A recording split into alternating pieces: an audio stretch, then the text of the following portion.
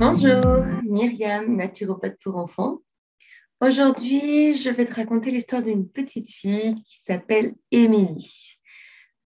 Émilie, elle est très souvent embêtée par des petits boutons qui la démangent, par sa peau qui est vite agressée, qui tire, qui se dessèche en fait facilement à différents endroits de son corps.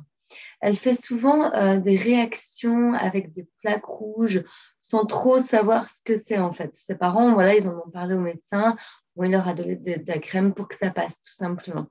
Émilie, c'est une petite fille qui est comme les autres. Elle aime jouer, rire, danser. Elle aime être dehors, manger de la glace au soleil. Pour les repas, parfois, c'est le papa ou maman qui cuisine.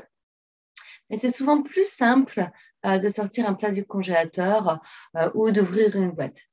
Elle n'aime pas trop les légumes. Elle adore les fruits par contre. Elle aime aussi les yaourts, les bonbons ou le chocolat pour son dessert. Et pour son goûter, en général, elle ouvre un paquet de gâteaux. C'est son petit moment de réconfort à elle. Émilie, elle prend une douche tous les jours. Elle se lave régulièrement les mains. D'ailleurs, il lui arrive parfois d'avoir les mains très sèches qui pèlent. Le temps passe et puis les choses ne s'arrangent pas pour Émilie.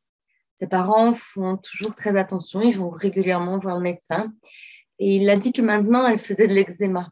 Il lui a prescrit toujours des crèmes et puis quelques médicaments. À force, ses parents ont voulu voir d'autres solutions.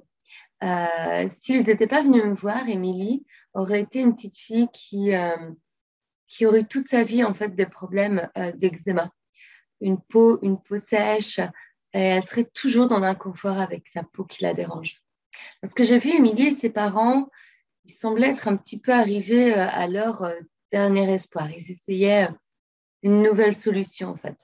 Ensemble, on a étudié les solutions qui étaient à leur portée. Je leur ai conseillé de modifier certaines habitudes alimentaires, aller vers des aliments moins transformés, supprimer les produits laitiers, puis quelques autres conseils qu'ils ont pu mettre en place petit à petit. Une transition alimentaire se fait tranquillement.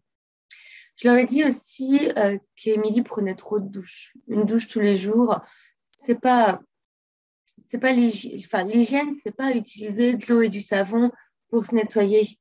Ce savon, cette eau, tout ça, c'est agressif pour la barrière protectrice de notre peau, qui finit par perdre en fait de son efficacité.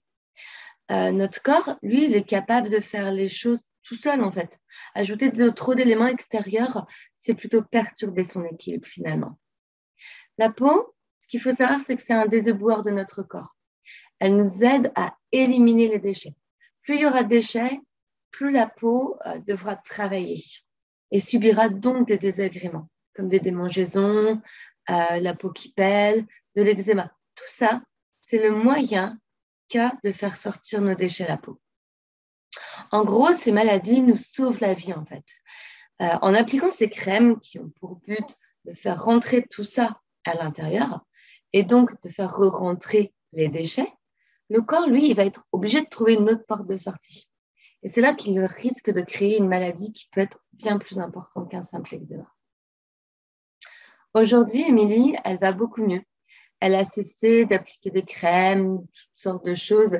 Elle est revenue à beaucoup plus de simplicité. Elle continue à mettre en place pas à pas les conseils que je lui ai donnés pour être en harmonie avec son corps.